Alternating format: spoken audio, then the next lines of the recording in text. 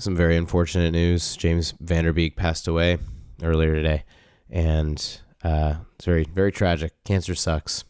I know multiple people who it has affected. Some got through it, some didn't. And if you grew up in the 90s, 2000s like myself, you know how synonymous he is with that era, and it's just a bit of a punch to the gut, you know, that someone at his age, especially if he was only 48, and it's just it's very sad. That's all I can say about that. I was looking through his IMDb and didn't know that he did the voice of Patsu in the English dub of Castle in the Sky. So I was like, all right, I just got the Miyazaki collection right here, and it's I was like, all right, let's watch it. And I wanted to make, just kind of make a video, I went out of my way to hear his, I think it's actually his only voice dub credit too, from what I read on his IMDb. So, his only voice dub credit, and I just kind of wanted to go out of my way to watch something that I planned on watching anyway, because that was just, you get what I mean. So I have some notes here. I figured keeping all of it organized might help me make some of the points I want to make a little bit more easily, and I can make sure I cover everything. I don't want to miss anything. So first off, that I'll say is what I noticed with him voicing Patsu was that he seemed a little too old. Like at first, it caught me off guard because he seemed like a kid, but then once I heard James Van Der Beek's more adult tone, because it sounded like he was much older, at least maybe in his 20s, and I think even when he was doing Dawson's Creek years before this, he was already in his 20s. So that threw me off at first, but when you see Patsu's character, you're like, okay, this kid is working in some like hardcore manual labor job and some giant working on all sorts of pipes and all these just giant rigs in this town. And then he sees Sheeta just fall straight up out of the sky and catches her. I'm not going to get too much into the details because it's definitely just worth a watch. But and I will always say that. I will always say don't watch any of these. Don't watch a review if you haven't seen the movie yet, because it is so important just to watch and enjoy movies without other people explaining them to you. It's just wild. I'm sure there are people that exclusively just watch reviews to try to get an idea of what a movie is instead of just watching the damn movie. It's silly. Anyway, so yeah, his voice. While that threw me off at first, I thought it was it was a really perfect fit actually, because he seems like he's acts a lot older than his age, or he's just super adolescent and rambunctious type of character. So that that just made a lot of sense actually, and was very fitting. What I really appreciate about this is that it had a lot more of a magical, more uplifting type of tone to it. You can't help but smile throughout this movie, even when it's serious or even when it's got some of the more dramatic moments. It's got a lot of other wonderful things going on in it as well, like inspirational moments and all sorts of stuff like that. So one thing I want to point out were the character of the mom and the three sons at first or whatever, and then you see that, or I think they were sons, or there was basically this older woman they call mom, and then these young guys that are with her, and they're like sky pirates basically. And I'm just pointing them out because I'm wondering if that inspired the character of mom in Futurama, because it was just so similar, and I couldn't help but notice that. What I will say is Patsu makes Alex Honnold look like an amateur climber, because there are some crazy moments where Patsu is just literally hanging onto something for probably 10 or 15 minutes straight, and then keeps like by one arm with one hand, basically he's hanging on, and then it just keeps scaling up all sorts of crazy parts of the castle that's in the sky. So the Laputa is basically, once they get to Laputa, which is this place that they're trying to find, because of all of the magic. Basically, the main character Sheeta has this magical crystal that is linked to like all the power in this town that is literally just like floating in the sky, that has like a huge source of power that can destroy the world or not. And so all these people are obviously going after her, like this guy that works in the in the military, and the pirates that I just mentioned earlier. They're all kind of going after her in the stone, and she and Patsu basically start to kind of discover how much power this thing actually has, and yes, things happen basically. Like most stories, things continue from there, and yeah. Sorry for the way I probably don't look so great or sound too good right now, and I apologize. I'm still not feeling well, but that's not going to stop me from talking about a Miyazaki film and absolutely gushing over how lovely all of these stories are. Hisaishi's score is perfect as always. Joe Hisaishi is. It's crazy how all of the scores of all these movies feel like him, and yet they all have their own, like they all are still like synonymous with the movie itself. Like they all feel like him, as well as their own individual scores for each movie, and just their own kind of original ideas still, despite it having the same, he does have similar vibes or similar things that he likes to do. Just very appropriate. He really knows how to score. What he knows that what the score needs, which is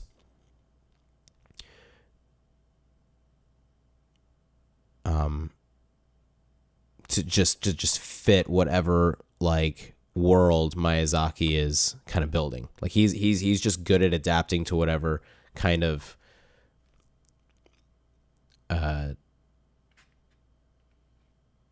just whatever the overall tone of the characters and the world itself are. So it's lovely to see that he's just, I don't know, I'm literally hearing the music right now in my head as I talk about it. So there's not much I could say about it. Like I genuinely think anything that I've heard from Joe Hisaishi is absolutely lovely. I love every single thing I've ever heard from him is all. So it's hard to for me, it's hard to talk about what I love in particular about it, or just like how to, I don't know, separate this movie from the next or the other, because even though they all like feel very singular, they're all just this kind of it's a whole lovely discography of music in my eyes. So I really loved the comedic tone and more of the comedic tone and the action adventure kind of approach. I like that it's not, so serious. Like they definitely, what's it called? It just feels a lot more wholesome and a jump into the more like kid demographic. Or making sure that they make it, not too scary or sad. Like Nausicaa was very dark and sad compared to this movie. Is all I can gather from all of this. Is it feels like someone said, or there might have been one main criticism for it, which was like, this movie is too sad to be for kids or something, or it's too like serious or something. So you can clearly see a specific shift in that. In this movie, where they went, where he started making more, and I don't know. At the same time, I'm sure like I think Princess Mononoke came around. I haven't seen that one yet, so I haven't seen all of them yet, so I can't really can't say that. But all I mean is like this feels like it was more in that, what the same area of what he did with like Spirited Away and Howl's Moving Castle. That's all I mean. Like it feels like a precursor to those types of flicks that he started making later on. And yeah, you just see that it set the tone for all sorts of movies of his. I love that he promotes healthy mixed gender relationships. I really want to point that out in this because I absolutely loved Sheeta and Patsu's relationship. I loved it so much. Like they were so good to each other and just so they just worked together, and it was such a lovely natural type of friendship between two characters that you really love and care about by the end of the movie. I would just want to read this quote again. This is from the Miyazaki Collected Works Blu-ray collection. But this quote at the bottom, I want to make sure I got this right because of how much I loved this. He says, I've become skeptical of the unwritten rule that just because a boy and girl appear in the same feature, a romance must ensue. Rather, I want to portray a slightly different relationship, one where the two mutually inspire each other to live. If I'm able to, then perhaps I'll be closer to portraying a true expression of love. And that really, that was really lovely to see, because that's something that I not only get tired of in stories, but I think a lot of stories end up taking that route, which can be very cliched, especially in a lot of TV shows, for example, or a lot of just specific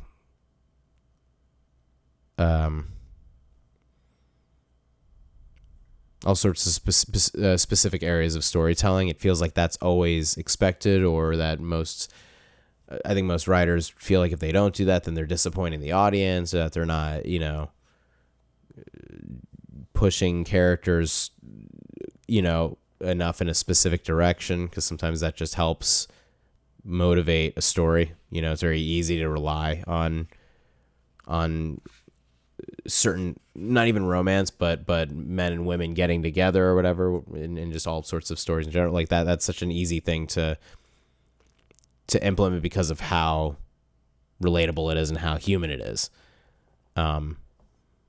However, if you can, like what he's saying, if you can create a story where that it's just, one human being to another, and making sure to promote that people should just that whole idea of promoting the idea that people should just always, be good to people regardless of wherever they come from, whoever they are, gender wise. All of that should be irrelevant from just like from how one person treats another human being, just because of that, of just the very nature of that, So, and I really appreciate just how much that does for the story. You care about, you just care about what their relationship is, and how much it's implemented into the plot without it feeling, it just doesn't have that overzealous approach. It's a lot of times, I think, romance or characters, having feelings for each other, because it can feel over just, unnecessary, I guess is what I'll say. Sometimes it just it isn't necessary. And it's just nice to see that stories can be, good stories can be told without needing to throw those types of things in there. That's all I mean. And I just really appreciate that about that. So I wanted to make sure I pointed that out. This is the first time I've done something with written notes in a while. So I'm just I'm trying not to get distracted by these while I'm saying. Normally I just do it all in one take, but I hate that feeling of, hitting a brick wall and then not knowing what to bring up next kind of thing. And then I just start rambling about nothing like I'm doing now. The use of color in this, and just Ghibli movies in general, to be honest. But this one was really lovely in the how like how much range they use with the colors, and obviously, like I've said in multiple videos, just coincidentally, I've been watching a lot of anime movies or animated movies and shows, but I love how much range that there is. Like there's always like multiple like color spectrum, like multiple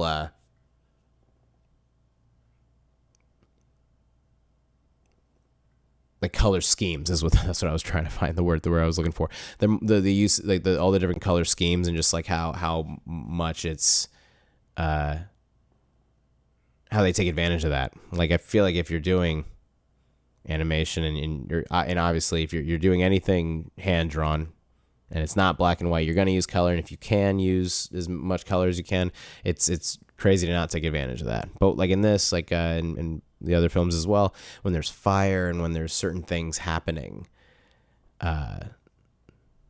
explosives where like it literally shines like blue because of how bright the explosion is, like the character all of a sudden, it's like all those little details. I love picking out or pointing like finding those little moments of like, oh wow, they had to like think about why that color worked very well in that moment, or why just like what do the colors represent. Like I love that the stone was a nice like shiny like beautiful like sapphire blue kind of look to it, because that's like I've always loved how I've always just loved how I love the color blue a lot in general. I think my favorite color would be like green, but blue and green really. Anyway, blue is got so much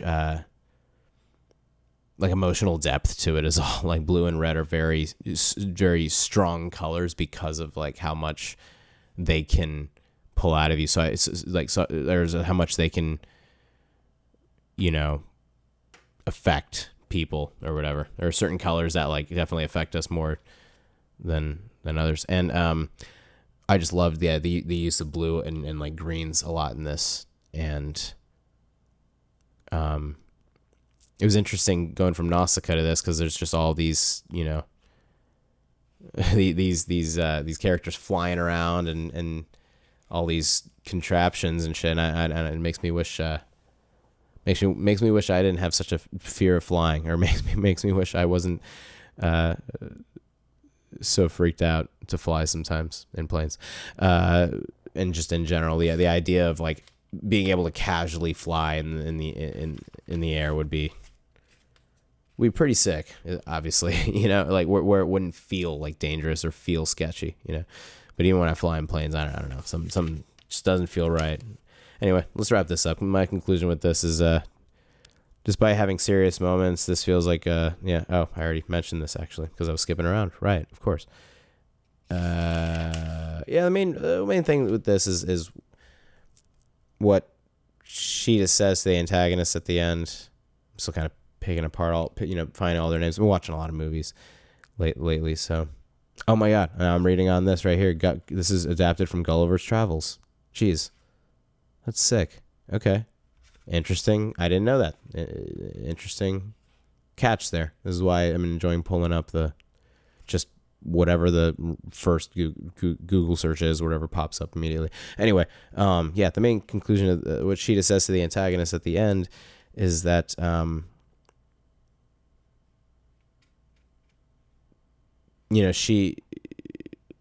she and the main antagonist are just like basically going back and forth. It's a main, that's the main story there basically. And by the end, she says, you can't, I'm trying not to give away anything. She basically talks about how important love is basically. And that was, why it's just very important for the world and very important for people. And that is always, it's definitely,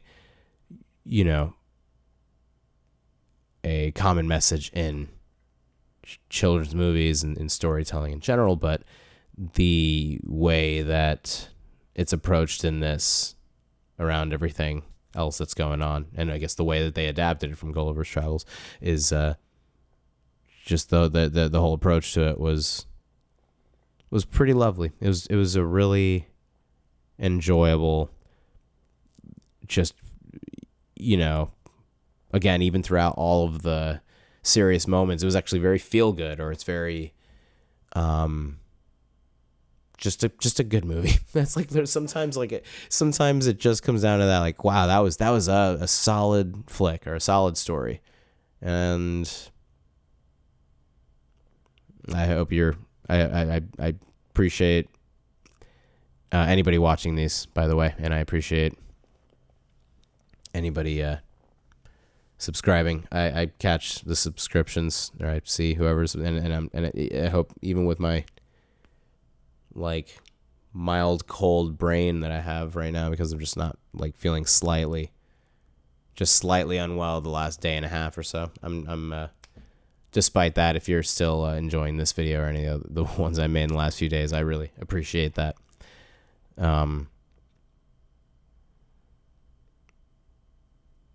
Yeah, man, James Van Der Beek did a really good job in this. I think he voiced Patsu really well. Anna Paquin voiced Sheeta, and she did a great job as well.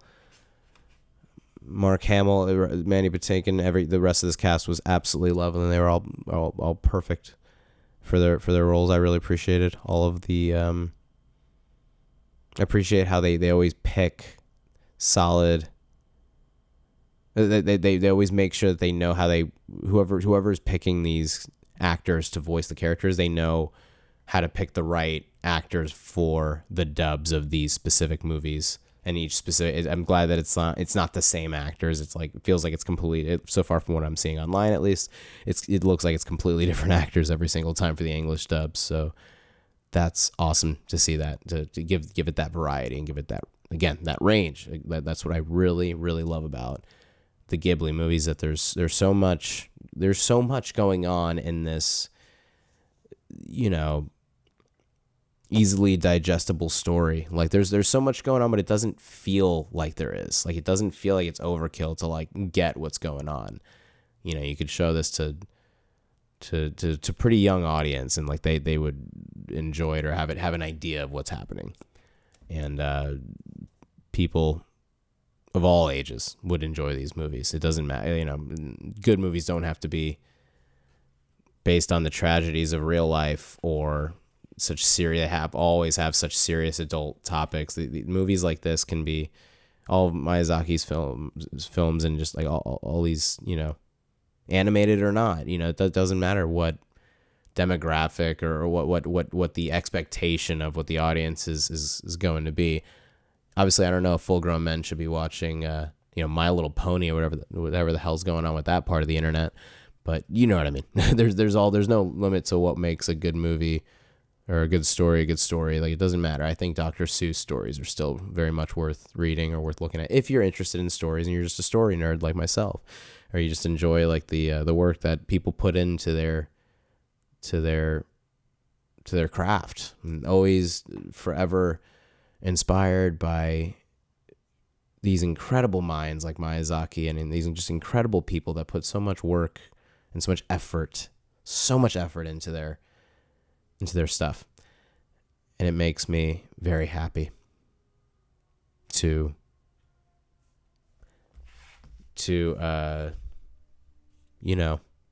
snag this and own a piece of that. I love that physical media. Just, shine a nice little, just to gush over this some more. Physical media is so lovely for that reason. I love that I can feel like I'm, I don't know, I feel like I, have a piece of his legacy physically in my home now.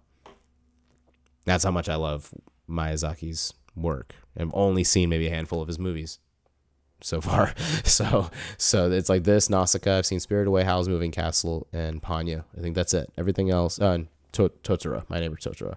That's it, though. I still have all these other ones to get through, so I'm very excited to watch the rest of them. But I might take a break and start watching just not non-anime. I've watched a lot of animated movies recently, so there's probably going to be some other flicks soon if you're interested in other stuff. I promise that this is just a coincidence that I've been watching these types of movies. But But yeah, again, rest in peace, James Van Der Beek. That was just very, very shocking to see that. But he did a very, again, like I said, he did a lovely job in this, and left a little part of himself behind through his roles and through his performances. And that's all any of us artists could ever hope for. Thank you so much for watching this. I really love and appreciate you all. And if you want to subscribe and check out more of this channel, I'm just a songwriter who likes talking about stuff that I like on here. That's all this channel is me really talking about stuff that I like, or, might start posting sketches more. I keep saying that I'm going to post more sketches or do more like just non-talking videos, but I really don't have time lately. I'm working on an album right now, and I'm so busy, basically every day. I work like 6 days a week, and the one day I have off, I'm basically getting like errands and whatever basic like chores, basic things that I have to get done, like laundry, etc. So it just feels like to be genuinely honest, I've been seriously enjoying something as simple as watching a movie has brought me, watching a movie almost every day, or watching movies in general, is what I'm trying to say, has been helping me just feel comfortable with taking a moment to relax and enjoy something. And I've been loving I've just been loving these movies that I've really been wanting to catch up on, and I'm glad I'm finally watching them, because things are on your radar for so many years, but time is finite, my friends. Life is finite. Enjoy it now. Don't wait. Just do the thing.